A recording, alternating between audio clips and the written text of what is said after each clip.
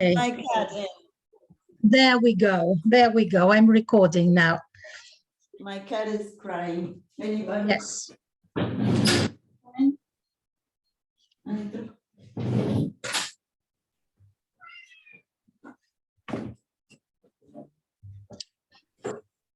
Buenas tardes, bienvenidas, bienvenidos.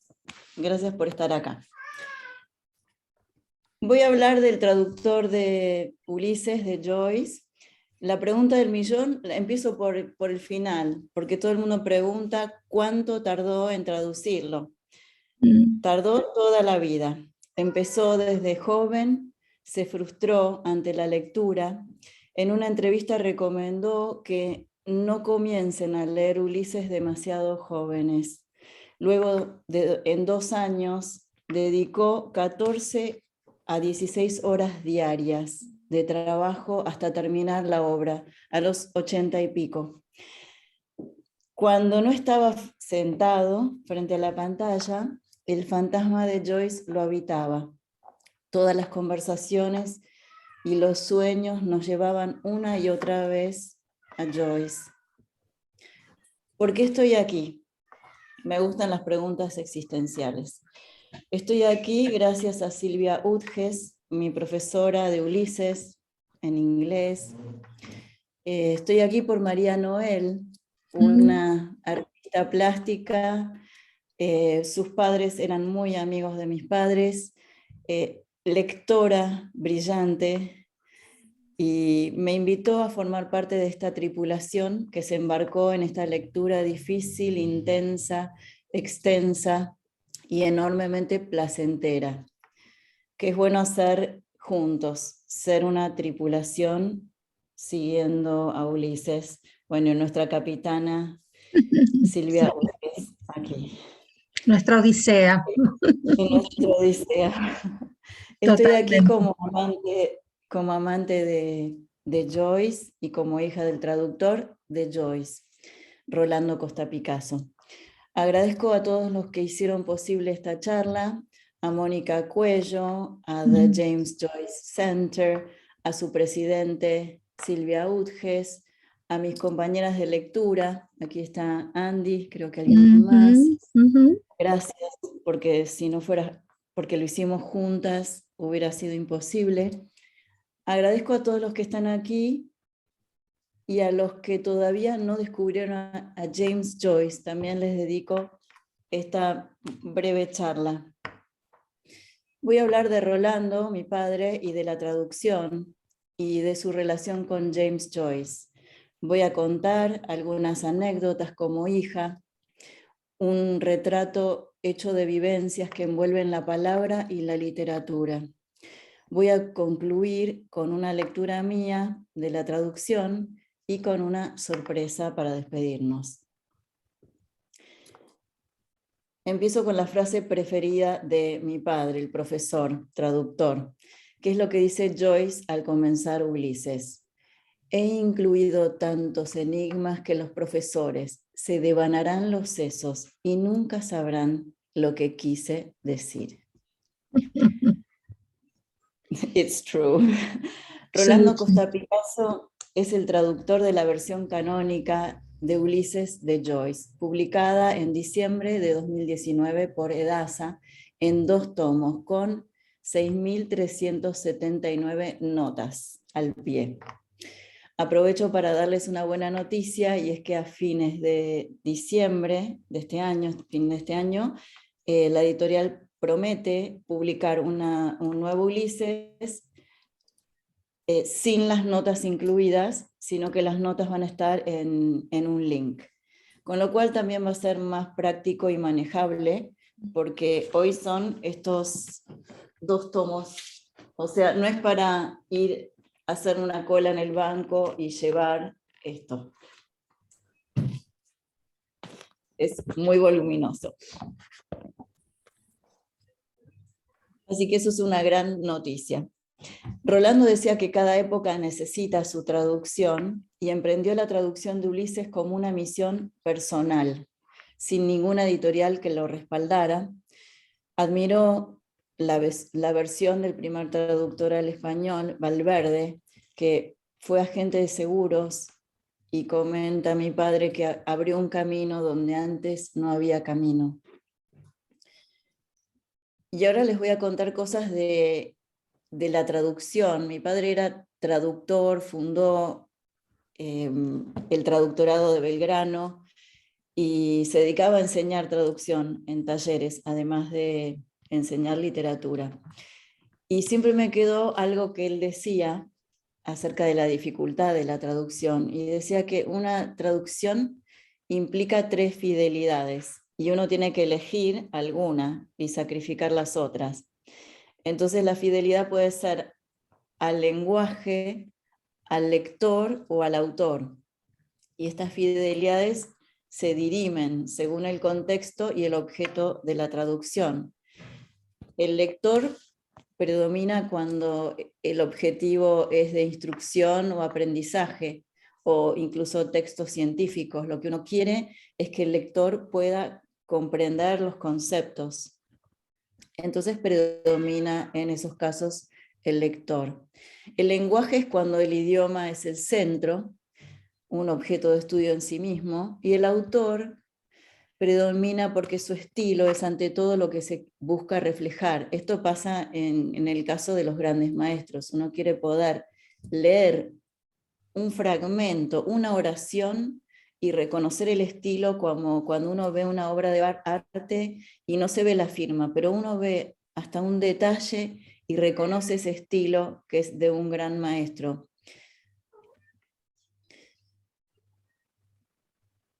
Entonces, en este caso, en la traducción de Ulises para Edasa, Rolando une 3 decisiones imposibles: tratar de ser fiel al lector, al lenguaje y al autor. Y soluciona esto, bueno, por supuesto que primero está el autor, que es el gran artista, y soluciona las cuestiones de la comprensión, que van enfocadas en el lenguaje y en el lector, a través de notas explicativas al pie y de la introducción de todo el tomo, y de una introducción en cada episodio que explica qué es lo que uno va a estar por leer y el paralelo con la Odisea griega.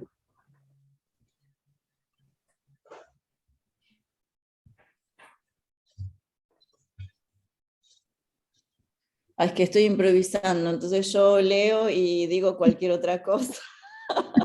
Es que Joyce me está influyendo. Bueno, entonces Rolando une estas 3 decisiones y escribe cada palabra con la textura, la cadencia y la música de Joyce, siendo fiel a su estilo. Es fiel a la lengua porque Joyce experimentó con la palabra y la hizo suya. Es fiel al lector porque desglosa en las notas al pie y en la introducción de cada episodio todo lo que remite a otros textos, lo que llama Julia Kristeva la intertextualidad, que puede referirse a obras, ¿no?, a la Odisea en este caso, y a otros autores, a lugares, personas, animales, bares, negocios. Los autores de otras obras también explica el juego literario que Joyce hace con los planos del lenguaje. Y ahora entro en otra dimensión, y es que voy a hacer un retrato de mi padre desde mi vivencia como hija, que es distinta a la de los catálogos. Desde chica me gustaba acompañarlo a hacer las compras y elegir cosas ricas para cocinar. Él era un excelente cocinero y barman. De hecho, cuando ganó una beca a Nottingham, tenía un per diem, ¿no?, un dinero que era muy, muy escaso, y vivía en una pensión donde se moría de frío. Dijo que nunca tuvo tanto frío en toda su vida y había que poner unos chelines para calentar el cuarto, y cuando se terminaba la moneda, el cuarto pasaba a ser una heladera. Y gracias a que unas amigas millonarias se alojaron, santafesinas, porque mi papá es de Santa Fe, en el Savoy de Londres, lo invitaron durante su estadía a alojarse en el Savoy, y querían que él hiciera de intérprete, que tradujera para comprar pulóveres Shetland y cosas, ir a Harrods, y que él les tradujera sus deseos. de cosas de lujo. Y cuando terminó la estadía de las mujeres ricas, él se acercó al bar donde antes tomaban, o sea, tomaban todas las noches, y le ofreció al barman ser ayudante. Y de hecho fue ayudante de barman, y fue tan exitoso que dividía su tiempo entre el estudio, el máster que estaba haciendo, y su trabajo de bartender. Y en un momento quedó de barman titular del Savoy. Así que realmente ahí se Increíble. pudo comprar libros con el dinero que conseguía del bar. Bueno, y bueno, en casa servía siempre tragos a las 7 de la tarde, y yo cuando estudiaba con mis compañeros de la facultad, y mi padre pasaba con old fashioned Negronis, y decían, ¿vos estudiás siempre así? Le digo, sí, ya estoy acostumbrada desde chica, es algo que se aprende. Entonces, en el supermercado nos turnábamos empujando el carro por las góndolas, e invariablemente se oían pisadas de alguien apurando el paso y levantando los brazos en el aire, repitiendo su otro nombre. Profesor, profesor. A mi papá en el barrio le decían profesor, y en el bar también le decían profesor, y él se daba vuelta. ¿Se acuerda de mí? Entonces desfilaban así los recuerdos emocionados de alumnos entre las cajas de cereales, quesos, verduras, las pirámides de latas. Y también íbamos a comprar delicatessen hace muchos años a la feria de Belgrano, a la feria Modelo, donde estaba Valenti en persona, y comprábamos el queso gorgonzola, y que él nos daba de probar, le daba a todo el mundo un bocado generoso de queso, como el que come el personaje de Joyce. Probablemente de toda esta gente que lo saludaba, él no se acordaba bien de quiénes eran, porque no les puedo explicar, eran muchísimos, era siempre alguien gritaba, profesor, profesor, y lo abrazaban y lo besaban.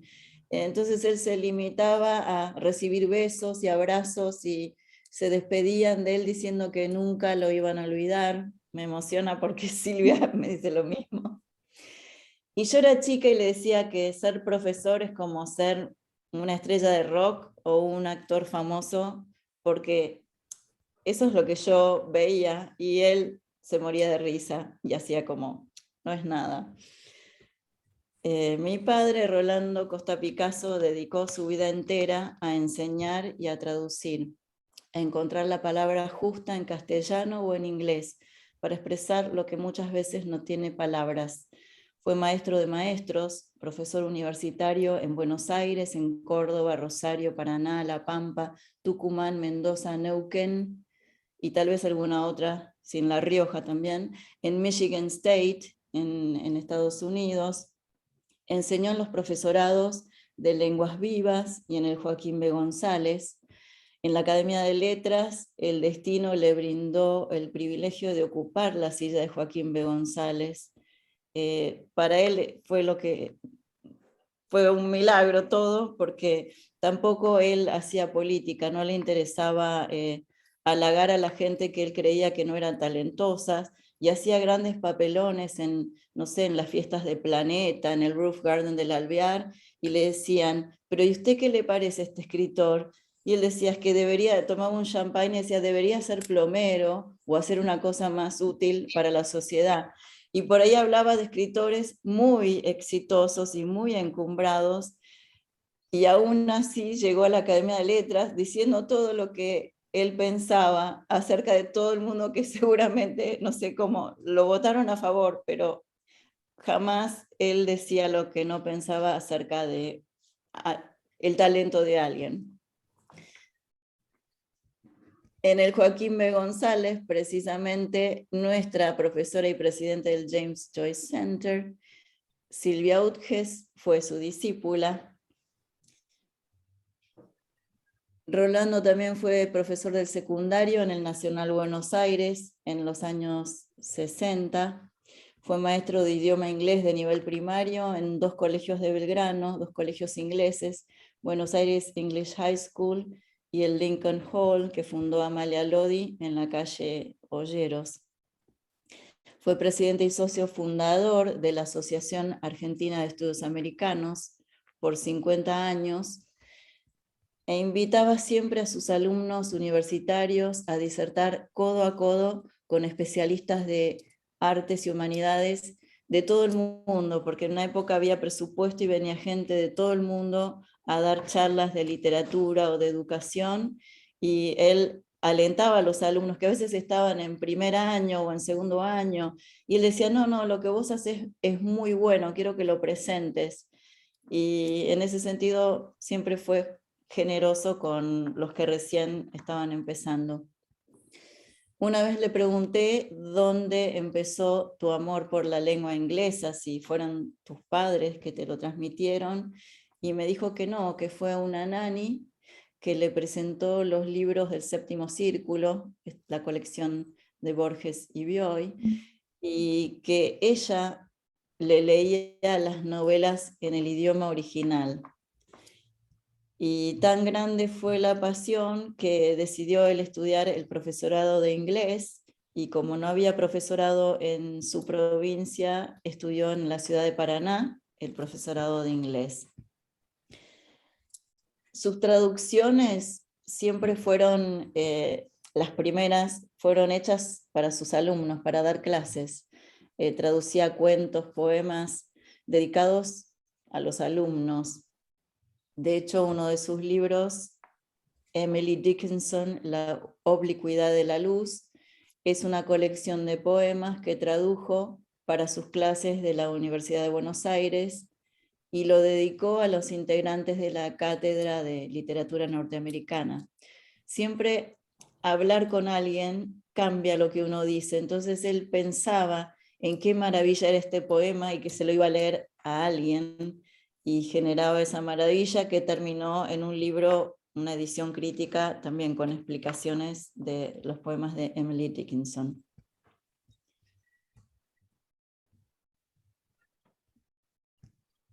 Y bueno, en el Nacional Buenos Aires traducía lo que él quería, ¿no? Jane Austen, Keats, William Carlos Williams, Walt Whitman o Robert Frost, y leía esto en vez del libro de lectura obligatoria que era La razón de mi vida.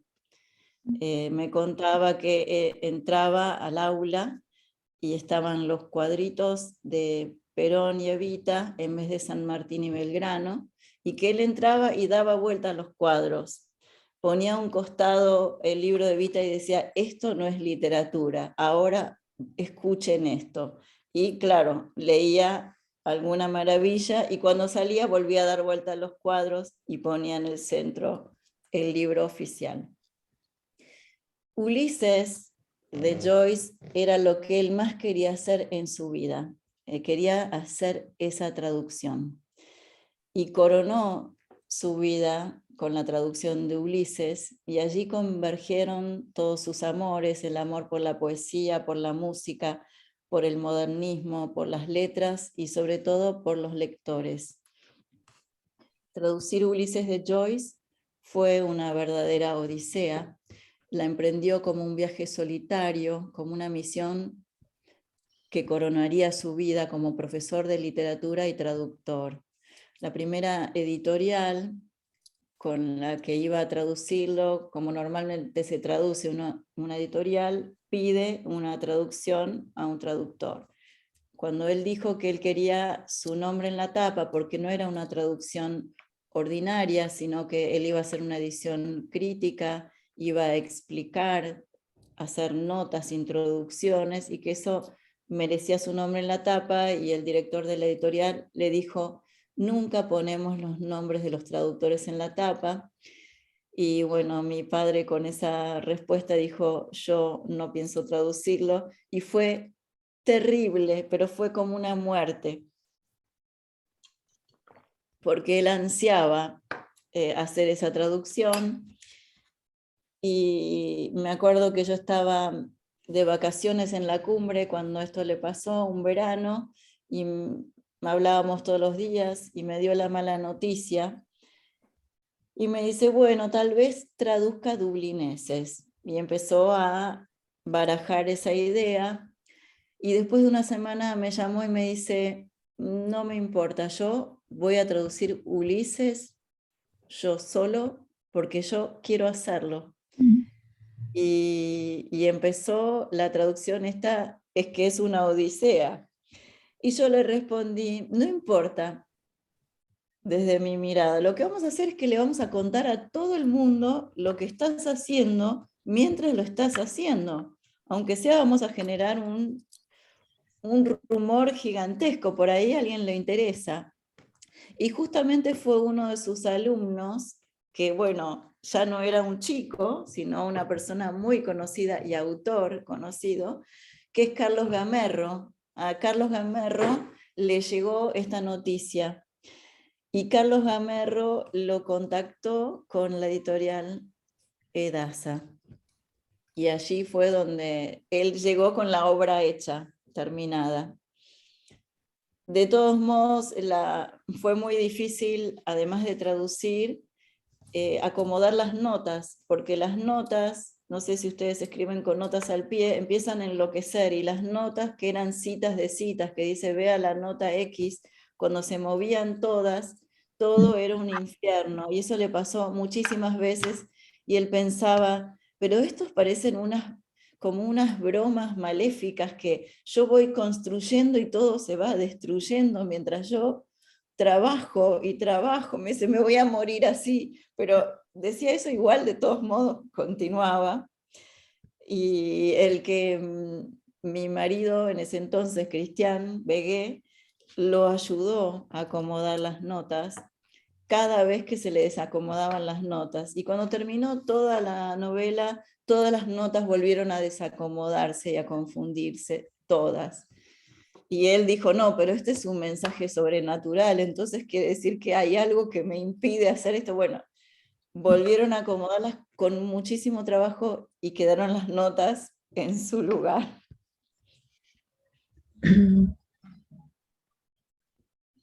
Quería agregar ahora como otra faceta, lo que yo llamo retratos verbales. ¿No les pasa que alguna vez uno ve algo o vive un momento que quisiera registrar con una cámara y justo no tiene la cámara?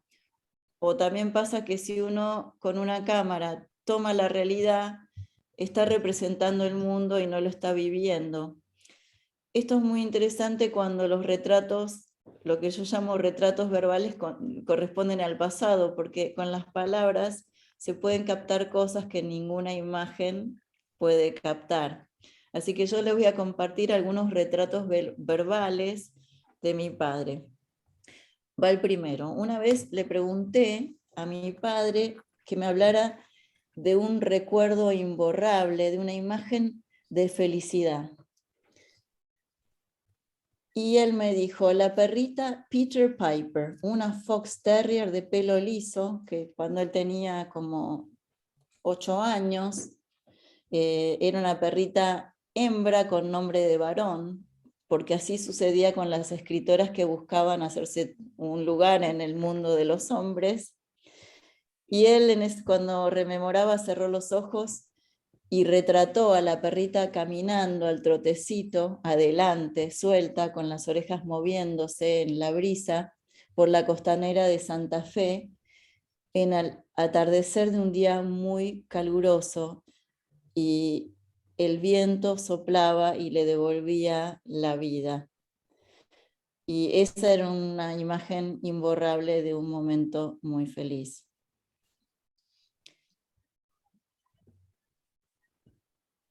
Ahora voy a hablar de Rolando y James Joyce. A mí me pasó que a medida que iba leyendo Ulises de la mano de Silvia Udges y mis compañeras, yo descubría en los personajes y en las escenas muchas cosas de mi padre, que yo creí que ese era mi padre. Entonces yo digo, bueno, ¿será que Joyce es igual a mi padre o mi padre es igual a Joyce?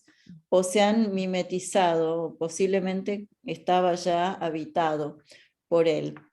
Así que marco algunas cosas. Los dos fueron profesores, a los dos les gustaba apostar a las carreras de caballo.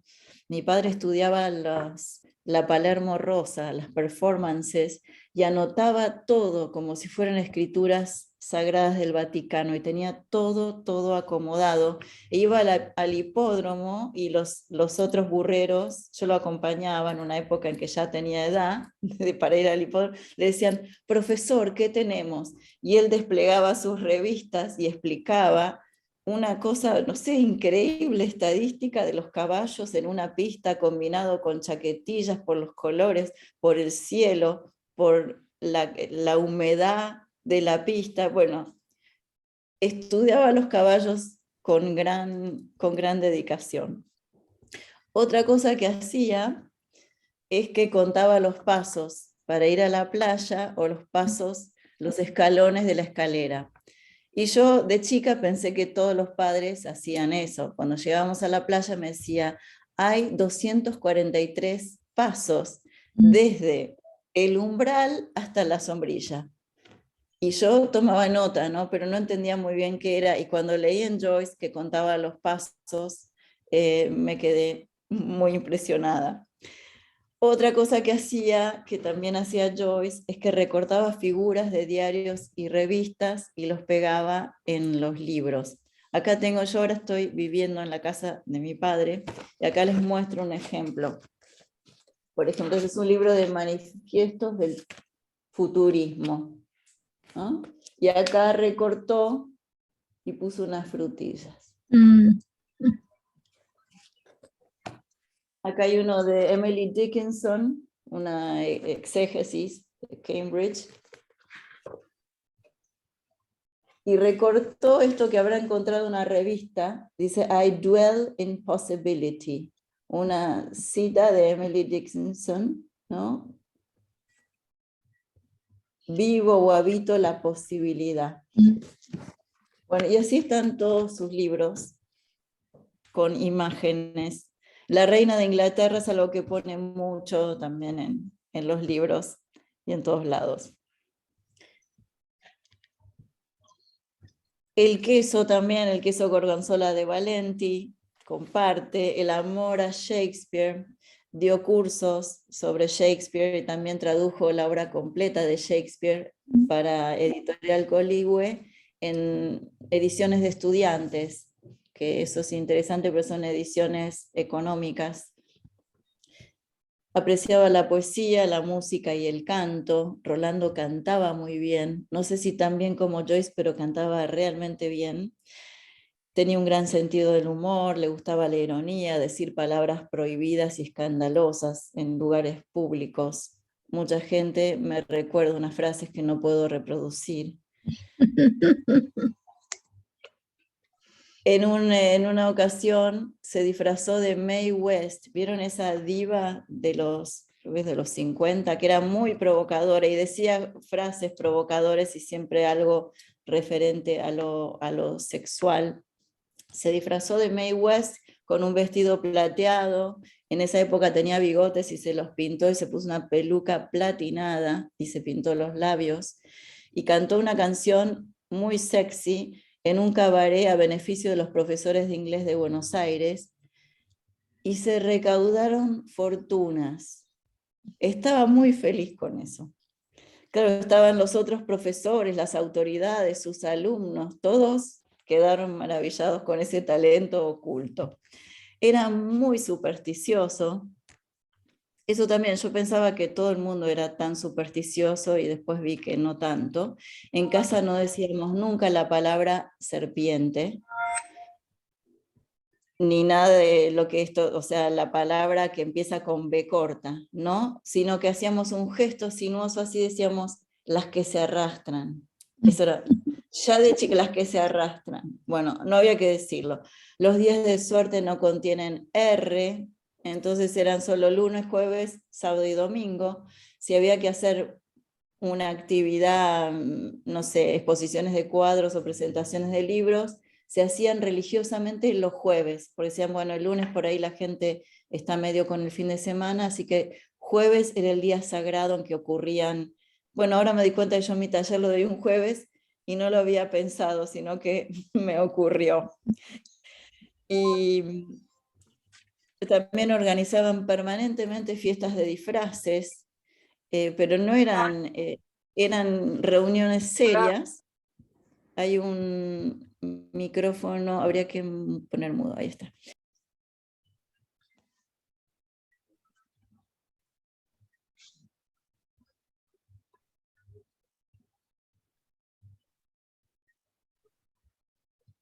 Ojo que está silenciada, no se te escucha. A ver, Ahí está, ya me activé. sí, No, les perfecto. estaba diciendo lo de las fiestas de disfraces, que se disfrazaban personajes súper importantes de Buenos Aires. Estaba el entonces presidente de Aluar, Juan Manuel Lynch, que era el marido de Marta Lynch. Venían también Marta Lynch, todos disfrazados, pero con los disfraces más alucinantes de virreyes, pordioseros, presos, y conversaban de arte y temas muy serios y luego bailaban.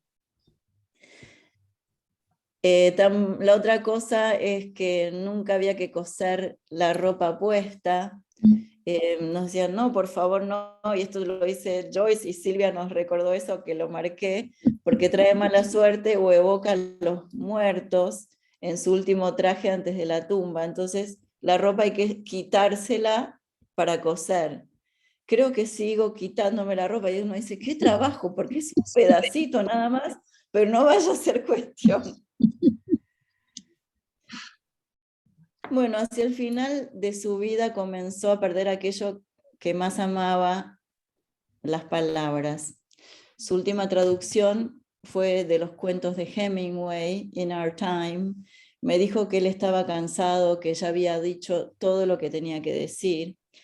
Le rogué que lo tradujera, quería mostrar a mis alumnos de escritura el estilo de Hemingway en español. Si uno no lee inglés, se perdía el estilo, y yo quería que mostrar estas palabras justas, lo simple, el silencio, las repeticiones.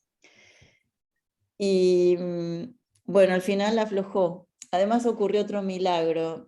La editorial llamó, yo había ido a almorzar a su casa y atendí, y me dijeron que hablaban de una editorial, y yo dije, habla la secretaria. Y me dijeron, yo le digo, por favor dígame de qué asunto quiere hablar, y me dice, queremos ofrecerle traducir este libro. Y yo pensé, pero esto es un milagro, así que le dije que iba a conversar del tema y le íbamos a responder. Y bueno, la vez siguiente le dije que sí, y no le dije a mi padre, y al final tuvimos que hacerlo. Y él no quería hacerlo y me dijo, no, no, yo ya estoy cansado. Y lo que hicimos fue un trabajo en equipo muy lindo. Él traducía en forma oral y yo escribía en la computadora. Y aceptó porque también era una excusa para almorzar muchas veces y conversar. Y al terminar el libro, él leyó todos los cuentos para la revisión. Él leía en inglés y yo revisaba en español en la pantalla. E hice algo tremendo, hice una grabación clandestina, grabé todo. Y me dio mucha emoción cuando leyó Mi viejo, que no lo había traducido nunca, y Campamento Indio, que sucede en Michigan, que es donde vivimos muchos años con mi familia. Lo que sucedió con las grabaciones fue que se perdieron cuando cambié de un teléfono a otro, y supongo que porque eran robadas, y mi padre diría justicia poética. Bueno, igual yo no me olvido más de esas lecturas. Por fin voy a leer un fragmentito del episodio final de Ulises, que se llama Penélope. Penélope está narrado por la voz femenina de Molly, todo el resto está narrado por voces masculinas, excepto en los diálogos. Y les cuento algo de las notas, que sería la fidelidad al lector brevemente. Se habla de lugares que existen, como siempre hizo Joyce. Hay negocios de flores y frutas y vinos, y hay una panadería. Habla del Angelus, porque hay una iglesia donde se hace el Angelus, que es el rezo del Ave María en 3 horarios: el amanecer, el mediodía y el atardecer. Y los nombres que nombres son estos de las tiendas, de la frutera y florista, de la tienda de vino y provisiones, y Lipton, que hoy es un té, también era una tienda famosa de té, vino y bebidas, con sucursales en Glasgow, Londres y Liverpool. Así que ahora les leo una parte de esto.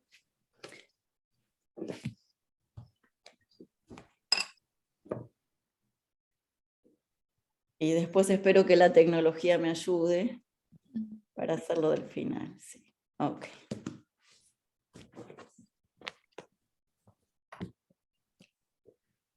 Ahora haré que me desee. Esa es la única forma, pasadas las 1:15.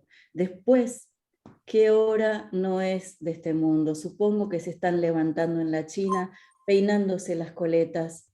Para el día pronto tendremos a las monjas tocando el Angelus.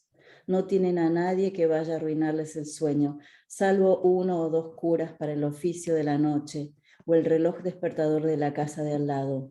Al canto del gallo, armando un bochinche de locos. Veamos si puedo echar un sueñecito. 1, 2, 3, 4, 5.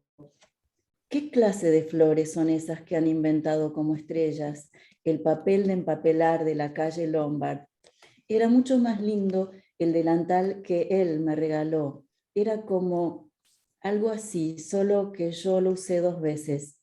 Es mejor bajar la luz de esta lámpara e intentar otra vez para poder levantarme temprano. Iré al Ambe, ahí al lado de Findlater, y haré que me manden unas flores para poner en la casa, por si él lo trae a casa mañana. Hoy quiero decir no. No, el viernes es un día de mala suerte. Primero quiero arreglar la casa. De alguna forma el polvo crece, me parece que mientras duermo. Entonces podemos hacer música y fumar cigarrillos. Yo puedo acompañarlo primero. Debo limpiar las teclas del piano con leche. ¿Qué me pongo? Llevaré una rosa blanca o esos pasteles de hadas de Lipton. Me encanta el aroma de una gran confitería importante con cosas ricas a 7,5 libras, o esos otros con cerezas y azúcar rosado a 2 por 11 chelines. Comprar un par de libras de esos. Una planta bonita para el centro de la mesa. La compraré barata. Espera, ¿dónde está? Eso lo vi no hace mucho. Amo las flores. Me encantaría tener la casa entera llena de rosas. Dios del cielo, no hay nada como la naturaleza. Las montañas salvajes, luego el mar y las olas precipitándose. Después el hermoso campo con sembrados de avena y trigo y toda clase de cosas. Y todo el precioso ganado andando por doquier.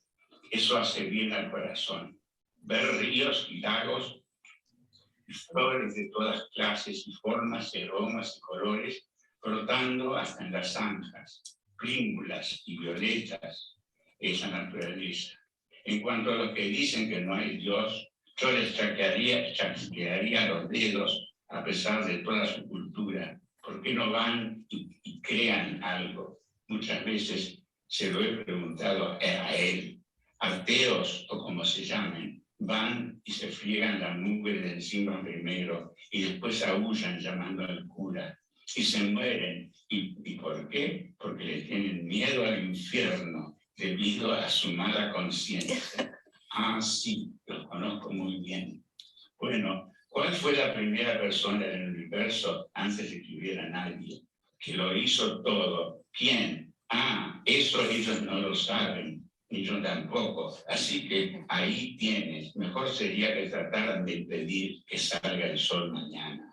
El sol brilla para ti, dijo él el día que estábamos acostados entre los rododendros en el promontorio de House, con el traje gris de Tweed, él, y ella su sombrero de paja. El día que hice que se me declarara su primero Sí, primero le di el pedacito de pastel de semillas de anís que le saqué de la boca. Y era año bisiesto, como ahora. Sí, hace 16 años. Por Dios, después de ese largo beso casi me quedé sin aliento. Sí, dijo él, que yo era una flor de la montaña. Sí, todas nosotras somos flores, todo el cuerpo de la mujer, sí. Eso fue algo verdadero que dijo él en su vida. Y el sol brilla para ti hoy, sí. Por eso fue que él me gustó, porque vi que entendía o sentía lo que una mujer es. Y yo supe que siempre podría entenderlo. Y le di todo el placer que podía, alentándolo hasta que me pidió que dijera sí. Y yo no pude contestar primero, solo miré hacia el sol y el cielo. Yo estaba pensando en tantas cosas que él no sabía, y las muchachas españolas riendo con sus mantillas y sus altas peinetas y las subastas a la mañana, los griegos y los judíos y los árabes, y sabe el diablo quién más de todos los confines de Europa y Duke Street y el mercado de aves, todas cloqueando delante del Derby Sharon y los pobres burros rebalando medio dormidos, y tipos indefinidos envueltos en mantas, dormidos a la sombra en escalinatas, y las grandes ruedas y los carros de toros, y el viejo castillo milenario, sí, y esos apuestos moros, todos vestidos de blanco y con turbante, como reyes, pidiéndole a una que se siente en su minúscula tienda y ronda con las ventanas antiguas de las posadas, dos ojos centelleantes, una celosía escondido para que el amante bese el hierro, y las vinerías medio abiertas de noche, y las castañuelas y la noche que perdimos nuestro barco a Algeciras, el sereno haciendo su ronda con el farol, y oh, ese tremendo abismal torrente, oh, y el mar carmesí, a veces como fuego en los gloriosos atardeceres, y las higueras en los jardines de la Alameda, sí, y todas las curiosas cabecillas, y las casas rosadas y azules y amarillas, y los jardines de rosas, y los jazmines y geranios, y cactos, y Gibraltar cuando niña, donde yo era una flor de la montaña. Sí, cuando me puse la rosa en el pelo, como acostumbraban las muchachas andaluzas, me pondré una roja, sí, y cómo me besó bajo la pared morisca. Y yo pensé, bueno, lo mismo da él que otro. Y después le pedí con la mirada que me lo preguntara otra vez, sí. Y entonces él me preguntó si quería decir sí. Decir sí, sí, mi flor de la montaña. Y primero puse los brazos alrededor de él y lo atraje hacia mí para que pudiera sentir mis pechos todo perfume. Sí, y su corazón golpeaba como loco. Y yo le dije, sí, lo haré, sí. Maravilloso. Es una joya, Marianne. Esa grabación Eso es... lo grabé. Sí, eso lo grabé. El libro siguió como todo lo de Joyce, desde dublineses y en su vida y con Ulises, que todo era difícil. Ay, perdón, tengo pañuelo. Él terminó de traducirlo después de dedicar toda su vida y además todo el tiempo que dedicó diariamente, como si fueran esas, no sé, pentatlón en la muralla china. Cuando terminó de hacerlo, el libro no se publicó porque no había presupuesto para publicar 2 tomos. Y creo que eso le hizo a él muy mal, porque sintió que todo lo que hizo iba a ninguna parte. Y después de más de 2 años se publicó, fuimos junto a María Noel, que es alumna de Silvia, juntas a la editorial, como con los trajes, con los escudos y las botas y los yelmos, a ver si podíamos hacer la conquista. Y lo logramos, y así salió Joyce. Y esta grabación es del año, casi 3 años antes, él habló en la Asociación de Estudios Americanos o la de Literaturas Comparadas, ¿no? Hizo una presentación para los que estaban allí y el libro no estaba publicado. Así que ese fue un pequeño tesoro. Y quería decir algo más, y es que mi padre decía que traducir es infundir sangre a un muerto. Entonces, siempre lo decía, muy apasionado. Porque cuando uno traduce otra vez, el texto vive. Así que Rolando vive en la memoria de sus alumnos, en la memoria de todos quienes lo conocieron, y revive cada vez que alguno lee su traducción de Ulises de Joyce. Muchas gracias. Maravilloso, maravilloso, Marianne.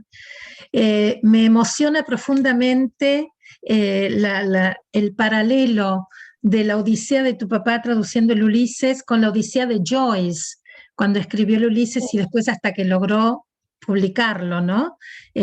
A través de Shakespeare and Company, y tantos pequeños detalles que nos diste de similitudes con la novela, esta cuestión de la superstición o de la ropa, como vos decías, no coser la ropa puesta, sino hay que sacársela, ¿no? Bueno, que la verdad que para mí fue una novedad, no sabía todos estos pequeños detalles, fueron unas joyitas, ¿no? De su vida. Y bueno, a Rolando lo perdimos en marzo de este año, así que esto es un homenaje de todos a una persona inolvidable, ¿no? Muchas gracias, Marianne. Y por favor, si tienen preguntas o comentarios, antes de empezar a leer el cuento, este es el momento. ¿No tenemos preguntas? Vanessa, sí, decime. Gracias, Silvia. Y Perdón, gracias, te Marianne. presento, Vanessa. Vanessa es profesora de literatura también, ¿no, Vanessa? Está Así viviendo es. en Alemania y el mes próximo, no, en julio, nos va a dar una charla también por este medio sobre Joyce y Dublin y la ciudad de Dublin como protagonista de la novela de Joyce, ¿no? Así es, en una comparación con Beckett también, pero Con bueno. Beckett, exactamente. Así que bueno, para sí, eso, decinos. sí, para eso falta. Gracias, Marianne, por la presentación y bueno, también fui alumna en su momento de Costa Picasso en 2008 en literatura norteamericana. Y conocía, digamos, su faceta de profesor, pero no de traductor o de clases de traducción, digamos. Entonces me interesa esta lectura de su propia traducción por él mismo. Y quería preguntarte si cuando él traducía también tenía esta técnica de leer en voz alta y escuchar la traducción. Mira, te voy a contar algo que es, o sea, espera un segundo, me voy a sonar la nariz.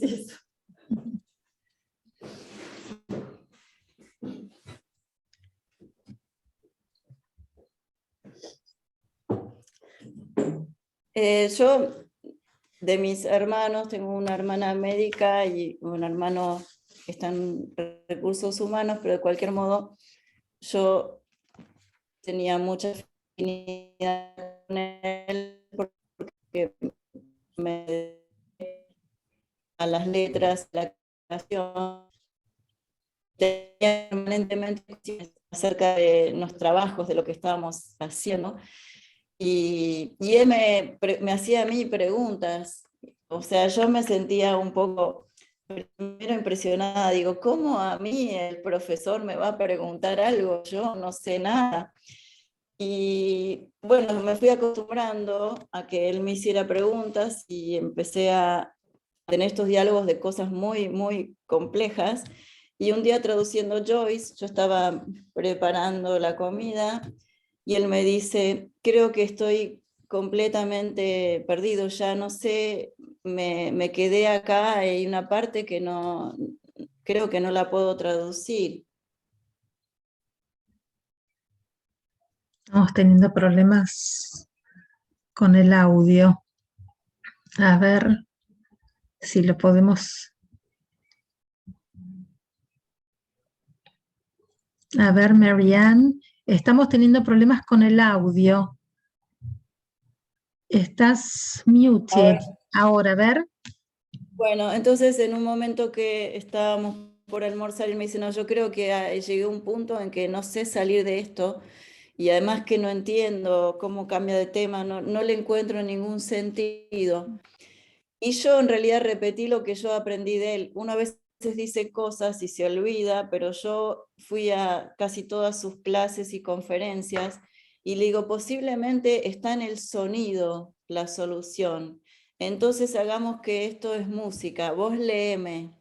Y entonces empezó a leerme y cuando se escuchó, encontró la salida. Y justamente cuando él lo terminó de traducir de Joyce y le preguntaban en entrevistas, él decía, bueno, que Joyce es poesía, es música, eso es lo más importante de Joyce. Y la misma música lo salvó, es como si fueran acertijos, porque Joyce hacía esos acertijos y él mismo da la clave, porque la música es la clave de todo, la música y el ritmo, que muchas veces es un aspecto que no se observa en la literatura o en el cine, en otra dimensión. Y el ritmo es todo. Hay cosas que son muy bellas, pero carecen de ritmo y generan un enorme cansancio. En cambio, Joyce, a pesar de toda esta complejidad, la música es lo que a uno lo sostiene y uno puede atravesar estas selvas en donde no se ve nada y salir indemne del otro lado. Totalmente. Me haces acordar un poco, Marianne, a John Milton cuando estaba perdiendo la vista en los últimos años de su vida, pero todavía seguía escribiendo Paradise Lost, y él durante la noche iba creando esos versos en iambic pentameter y a la mañana se los dictaba a su hija, que es un poco lo que hacía Rolando con vos, ¿no? También se los dictaba a su hija Mary y ella tomaba nota y él recordaba perfectamente porque era como música. Entonces él repetía toda esa música que había creado durante la noche con Paradise Lost y ella tomaba nota de las líneas para seguir con la composición de esta poesía épica, ¿no? Maravilloso. Bueno, les cuento que con Marianne y con el grupo de Marianne, María, Noel, Andrea, que está acá presente también, y otras tantas alumnas, éramos 13, creo, 13 o 14 en el grupo, un grupo muy lindo. Terminamos de leer Ulises hace 2 semanas, ¿puede ser? Sí, 2 semanas. Terminamos de leer el Ulises, así que ahí está Andrea. Hicimos una celebración cuando terminamos.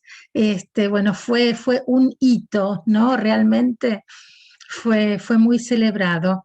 Así que, bueno, Marianne, hermoso. ¿Alguna otra pregunta para Marianne? ¿Algún otro comentario? ¿Alguna otra duda? ¿No? Bueno, gracias. Muchas gracias a vos, Marianne. Muchas, muchas gracias. Bueno, y yo seleccioné, primero contarles qué va a pasar en junio, porque en junio, el 16 de junio es Bloomsday, que es un jueves. Entonces, la idea con nuestra reunión de junio, que sería el sábado 18, es no dar charla ese día, sino hacer una reunión acerca de Bloomsday, de lo que significa Bloomsday, los orígenes de Bloomsday, ver un poco también de las celebraciones en Dublín durante el 16 y después leer del Ulises. Ya vamos a mandar el material para recordar a Joyce y recordar su obra cumbre. Así que en junio no hay charla, pero vamos a estar toda la reunión trabajando sobre Bloomsday y retomamos con las charlas en julio con la charla de Vanessa, justamente. Bueno, y ahora les mandamos el texto de Evelyn, de uno de los cuentos de Dubliners. Dubliners está dividido básicamente en 3 secciones, una cuentos de la niñez, otra cuentos de la adolescencia y después cuentos de la sociedad, la adultez, la política, etc. Y este cuento es de la sección de la adolescencia. Evelyn es una adolescente que está pensando en escapar de su casa para viajar a Buenos Aires, a Argentina, con su novio marinero. Así que, si todos tienen el texto, empezamos a leer. A ver, Ivana, ¿tenés el texto? Yo lo tengo en inglés, a ver. Ah, claro, por eso lo mandamos en castellano. Acá lo tengo. Tengo esta de Gabriela Buenísimo. Infante. Fantástico. Hola, Bueno. sí. Ah, perfecto, perfecto. Bueno, si quieren empezar a leer, Ivana, ¿lo tenés ya? Dale. Sí. Se sentó en la ventana viendo cómo la noche invadía la avenida. Reclinó su cabeza en la cortina y su nariz se llenó del olor de una cretona polvorienta. Estaba cansada. Pasaba poca gente. El hombre que vivía al final de la cuadra cruzó caminando hacia su casa, oyó los pasos repicando sobre la vereda de cemento y después crujiendo en el camino de ceniza que pasaba frente a las nuevas casas de ladrillos rojos. Alguna vez había habido ahí un terreno donde jugaban todas las tardes con otros chicos. Después, alguien de Belfast compró un terreno y construyó casas, no casitas de color pardo como las demás, sino casas de ladrillo con techos brillantes. Los chicos de la avenida solían jugar en ese terreno, los Jevin, los Walter, los Jan, Keogh, el estropeado, ella y sus hermanos y sus hermanas. Ernest, sin embargo, nunca jugaba, ya era demasiado grande. Su padre solía perseguirlos por el terreno blandiendo el bastón dendrino, pero casi siempre el pequeño Keogh montaba guardia y avisaba cuando lo veía venir. Con todo, parecían haber sido bastante felices entonces. A su padre no le iba tan mal, y aparte su madre estaba viva. Pero eso había sido hace mucho tiempo. Ella, sus hermanos y sus hermanas habían crecido, su madre había muerto. Tizzy Dunn también había muerto, y los Watcher habían regresado a Inglaterra.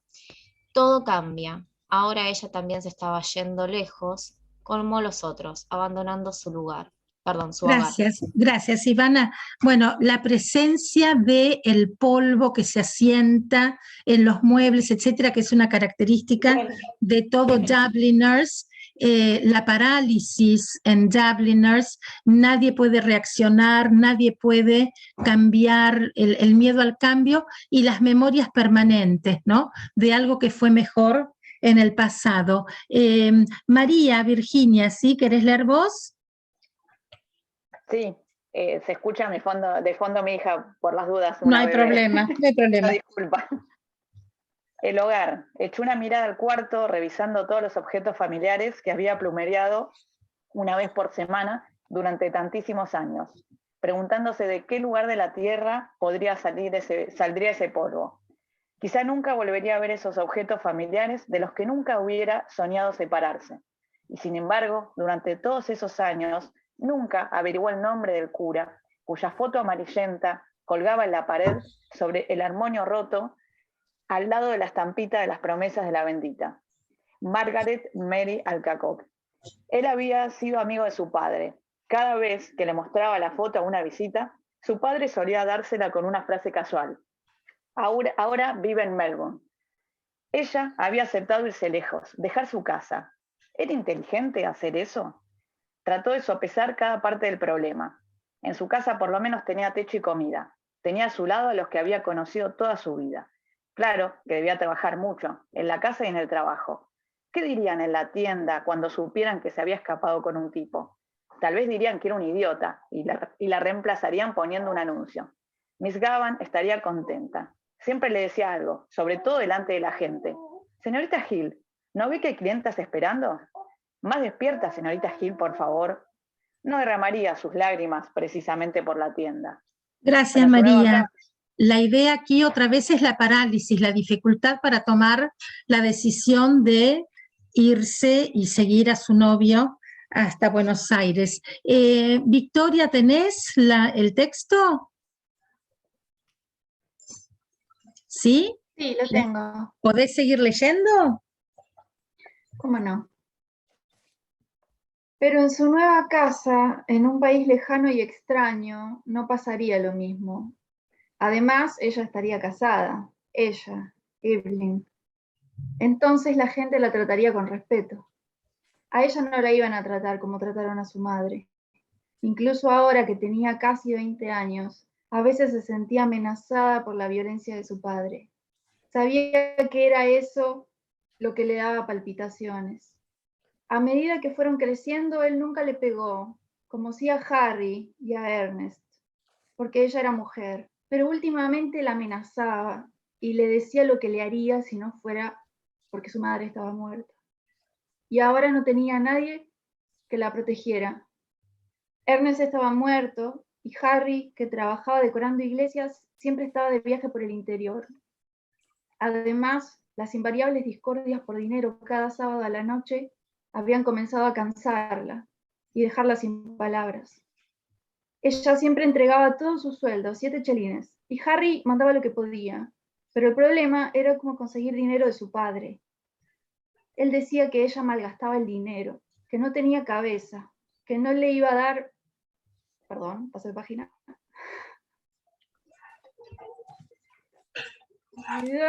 Perdón. No hay problema. Bueno, que ¿Lo no encontraste? le iba a dar él. Sí, El dinero que ganaba. que no le iba a dar el dinero que ganaba con tanto trabajo para que ella lo tirara por ahí, y muchísimas cosas más, ya que los sábados por la noche siempre se ponía bravo.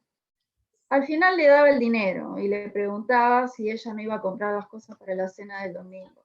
Entonces tenía que salir volando a hacer los mandados, apretando su monedero de cuero negro en la mano al abrirse paso por entre la gente y volviendo a casa ya tarde, cargada de provisiones. Le costaba mucho trabajo sostener la casa y ocuparse de que los 2 niños a su cargo fueran a la escuela y se alimentaran con regularidad. Era un trabajo difícil, una vida difícil, pero ahora que estaba a punto de partir, no encontraba que su vida fuera del todo indeseable. Gracias, Victoria. Bueno, otra vez la idea de toda la responsabilidad sobre las mujeres en Dublin, el padre que no provee demasiado, la madre que falleció. Era muy común para las madres que murieran jóvenes porque estaban embarazadas prácticamente todos los años de su vida de casada, entonces siempre en algún momento algún parto iba a salir mal o lo que sea, y desgraciadamente los chicos fallecían muy chiquitos y las madres jóvenes también, ¿no? Entonces quedaban a cargo de la hermana más grande, en este caso Evelyn, y la asfixia que ella siente, esta parálisis por estar en esta situación, ¿no? Marianne, ¿querés seguir leyendo un poquito? Dale. Iba a comenzar a explorar una nueva vida con Frank. Frank era bueno, varonil, campechano. Iba a irse con él en el barco de la noche y ser su esposa y vivir con él en Buenos Aires, donde le había puesto casa. Recordaba bien la primera vez que lo vio. Se alojaba él en una casa de la calle Mayor a la que ella iba de visita.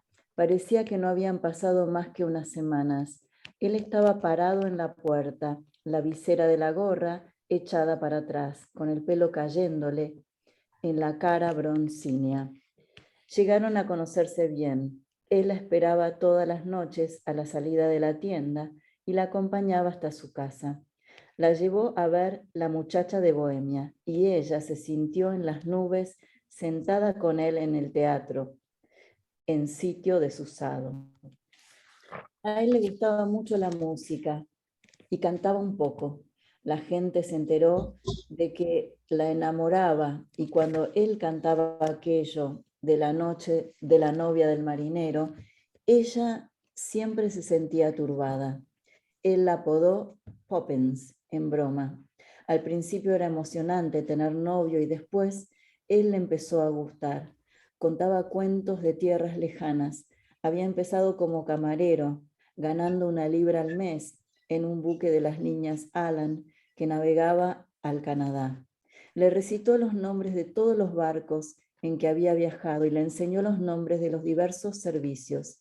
Había cruzado el estrecho de Magallanes y le narró historias de los terribles Patagones.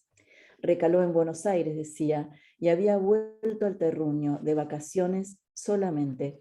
Naturalmente, el padre de ella descubrió el noviazgo y le prohibió que tuviera nada que ver con él. ¿Sigo? Yo conozco No, muy gracias, bien gracias, Marianne. Gracias, gracias.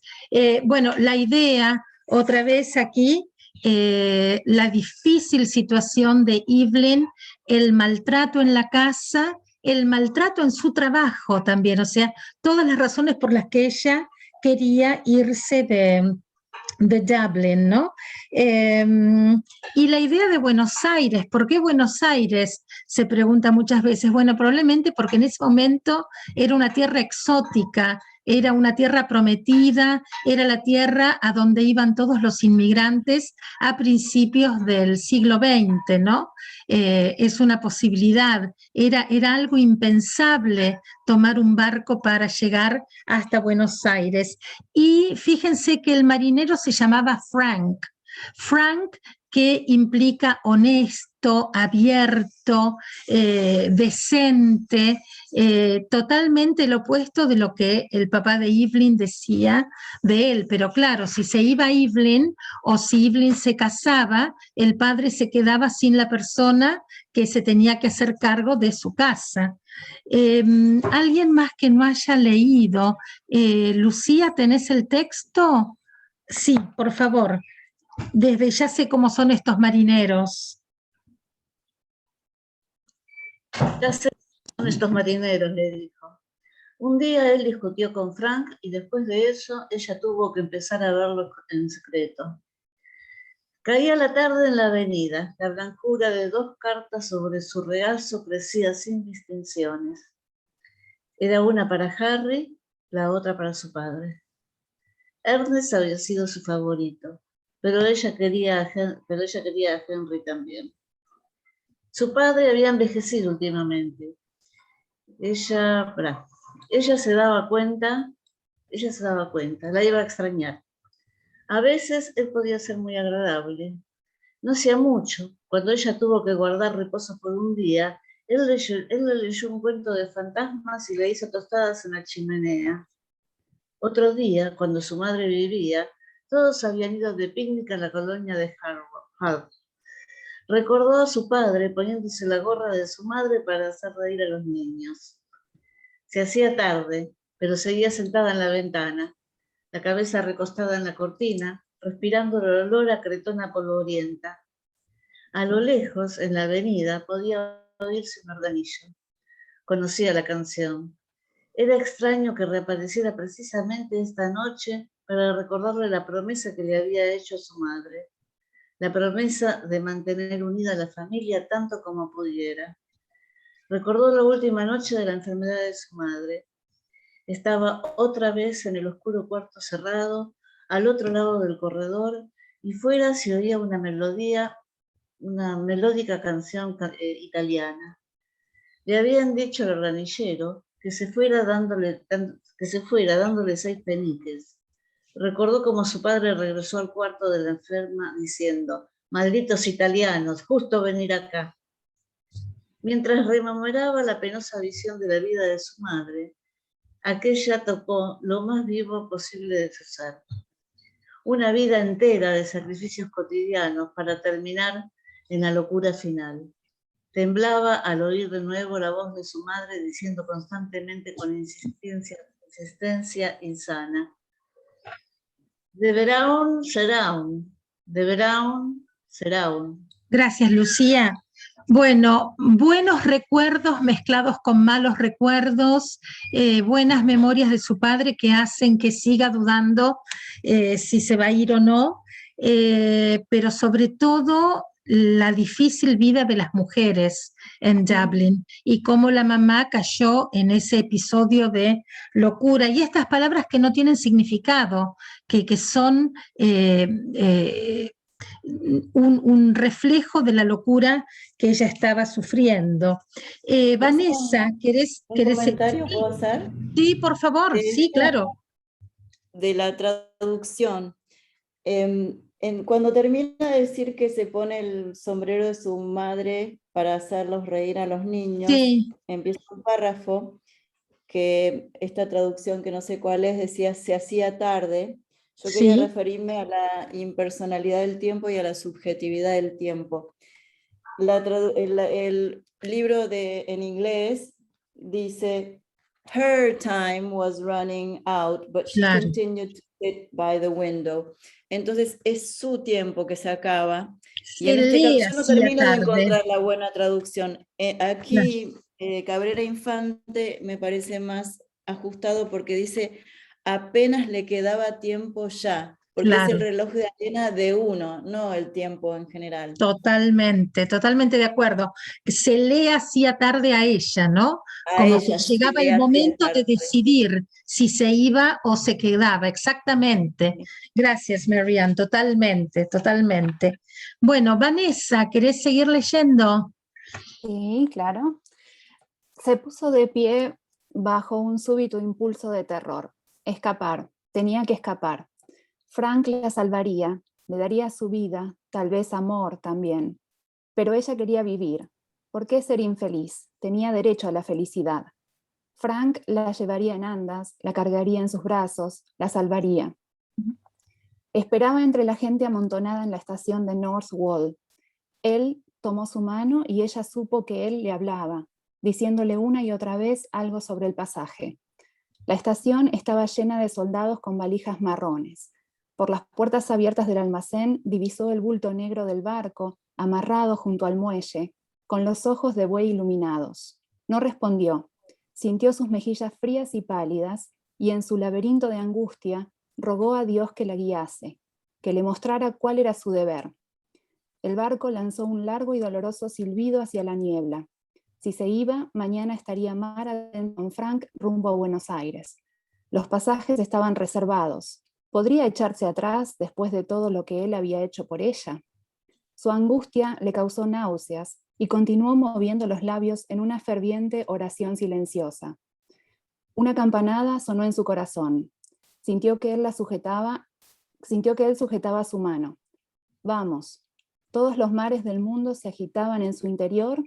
Él la empujaba hacia ese mar, la iba a ahogar. Se agarró con las dos manos a la barandilla de hierro. Vamos. No, imposible. Sus manos se aferraron a la barandilla con frenesí. Dio un grito de angustia hacia el mar. Evelyn, Evie. Se apresuró a pasar la barrera diciéndole que lo siguiera. Le gritaron que avanzara, pero él seguía llamándola.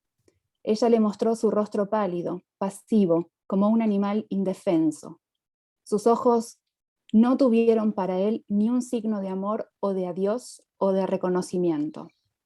Bueno, el final de cada historia de Dubliners incluye un epiphany, una epifanía, ¿no? Como un momento donde uno de los personajes ve la luz o ve con claridad qué es lo que tiene que hacer, ¿no? Y ella finalmente decide quedarse, pero ese sentimiento de culpa, si se va, siente culpa porque lo deja solo al padre con sus hermanos, y si ella se queda, siente culpa por Frank, que armó o proyectó su vida en base a pasarla con ella, ¿no? Además, algo interesante en las líneas al principio de esta página, cuando ella dice, le daría su vida, tal vez amor también, o sea, no se iba porque estaba enamorada de Frank, se iba con Frank porque era su posibilidad para escapar de esta situación terrible que ella estaba viviendo en Dublin, ¿no? Y si miramos las últimas líneas, cuando dice, ella le mostró su rostro pálido, pasivo, como un animal indefenso, es como que ella pierde su identidad femenina o humana y se transforma en una especie de animal indefenso que no puede decidir, que está paralizada en vida, no puede tomar decisiones, no puede cambiar. Bueno, comentarios sobre el cuento. ¿Alguien más quiere hacer algún comentario? ¿Lo habían leído antes o es la primera vez? Sí, Lucía, decime. Hay muchas cosas para decir de este cuento, ¿no? Pero en realidad hay cosas que me llaman la atención, ¿no? Como nuevamente en Joyce, esto de cuando ella apoya su cabeza en la cortina, ¿no es cierto? La descripción de su sentimiento y la vuelta hacia su interior, al decir que era una cretona olorienta y vieja, o sea, es una introspección, un camino hacia la subjetividad de esa persona que está parada frente a la cortina. Totalmente. Eso yo lo he visto en muchas partes en Ulises, por ejemplo, no me lo acuerdo de memoria, obviamente, ¿no? Pero lo he visto en Ulises, y cuando lo leí ahora, no en esta oportunidad, sino cuando lo mandaste, me encontré ahí con Ulises, ¿no? Totalmente, también, sí. Cuando habla de la tierra, la tierra que encuentra las cosas, ¿no? Me hizo acordar a Mafalda, en realidad, cuando dice de dónde vendrá esta tierra, ¿no? ¿De qué parte de la tierra? Estamos en la tierra y esto es tierra, ¿no? Claro, claro, claro. Quería Totalmente. agregar algo respecto del paisaje. Digamos, el paisaje y el entorno es un recurso narrativo de los buenos escritores. Entonces el paisaje dice lo que las personas no pueden decir.